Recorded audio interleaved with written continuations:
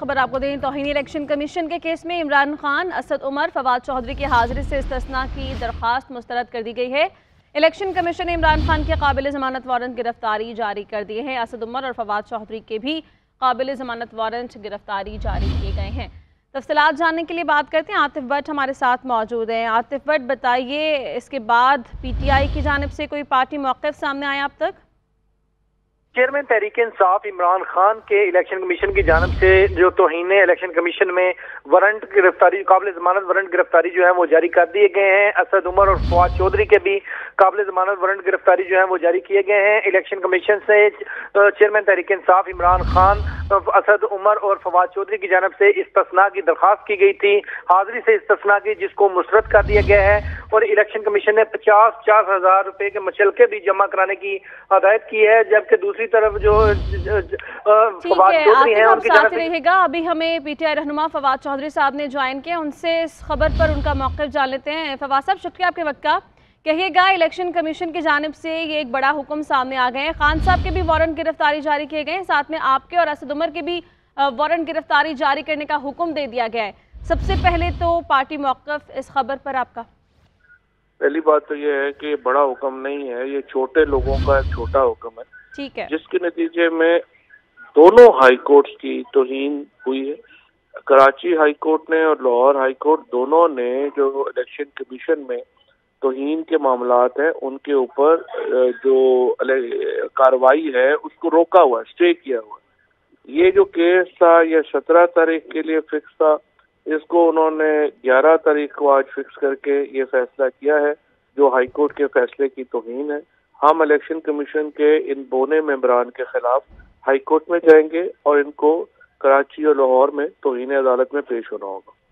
ठीक है, यानी आप लोग के नज़दीक इस फैसले की कोई क्रेडिबिलिटी नहीं है। फवाद साहब, ये कहिएगा, आगे कानूनी तरीका कार आप लोग क्या इख्तियार कर सकते हैं? आपका अभी आपने ये कहा कि ये तौहीन की गई अदालत के फैसले की, तो क्या इलेक्शन कमीशन के खिलाफ कोई दरख्वास्त दायर करवाई जा सकती है आगे अदालत में इस पर?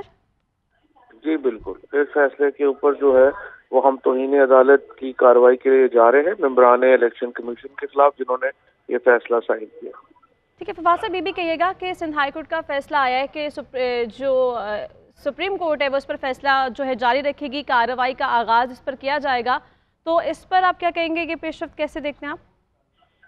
जी, वो तो सुप्रीम कोर्ट कह चुकी है कि उसके ऊपर कार्रवाई जारी रहे, और कार्रवाई जारी रखने में अभी जो लीगल ऑब्जेक्शंस हैं सबसे पहले तो उन्होंने वो डिसाइड करना, क्योंकि ये जो नोटिस है ये एक DG ने जारी किया था इलेक्शन कमीशन के। तो हम तो पहले कह रहे हैं कि जो डायरेक्टर जनरल है या ग्रेड 21 का जो मुलाजम है उसको तो ये इख्तियार नहीं है कि वो किसी को तौहीन के ऊपर नोटिस जारी कर सके। इस तरह तो कल जो है वो आपको DIG भी आपको तौहीन DIG का नोटिस जारी कर देगा, तौहीन कमिश्नर के नोटिस जारी हो जाएंगे, ये तो तौहीन हो जाएगी फिर सबकी। और वैसे भी इस मुल्क में अवाम के अलावा बाकी सबकी बहुत तौहीन होती है। ठीक है, बहुत शुक्रिया फवाद चौधरी साहब जिन्हें को अपना वक्त दे रहे थे। आतिफ भट्ट हमारे साथ ही मौजूद हैं, उनसे मजीद बात करते हैं। आतिफ भट्ट साहब, कहिएगा कि फवाद चौधरी साहब भी यही कह रहे थे कि PTI अब इस पर कोई लीगल एक्शन भी आगे ले सकती है। अगर हम कानूनी पहलुओं को देखें, उनका जायजा लें, तो इलेक्शन कमीशन का दायरा इख्तियार किस हद तक महदूद है? जी, इलेक्शन कमीशन का जो दायरा इख्तियार था तहरीक इंसाफ की जानब से, इसको बार बार इलेक्शन कमीशन में भी चैलेंज किया गया और अदालतों से भी रुजू किया गया।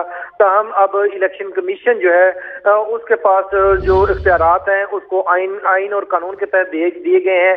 इलेक्शन कमीशन का मौका है कि वो उसी के तहत तौहीन इलेक्शन कमीशन की जो कार्रवाई है वो कर रहे हैं। और ये कार्रवाई जो है वो इलेक्शन कमीशन पर जो इल्जामात, नाजेबा अल्फाज इस्तेमाल किए गए हैं, बयानात दिए गए हैं, और साथ ही चीफ इलेक्शन कमिश्नर पर जो के खिलाफ जो नाजेबा अल्फाज इस्तेमाल किए गए हैं उस पर ये कार्रवाई जो है वो अमल में लाई गई है। और बहुत शुक्रिया आतिफ भट्ट, इससे मुताल्लिक आप आगाह कर रहे थे।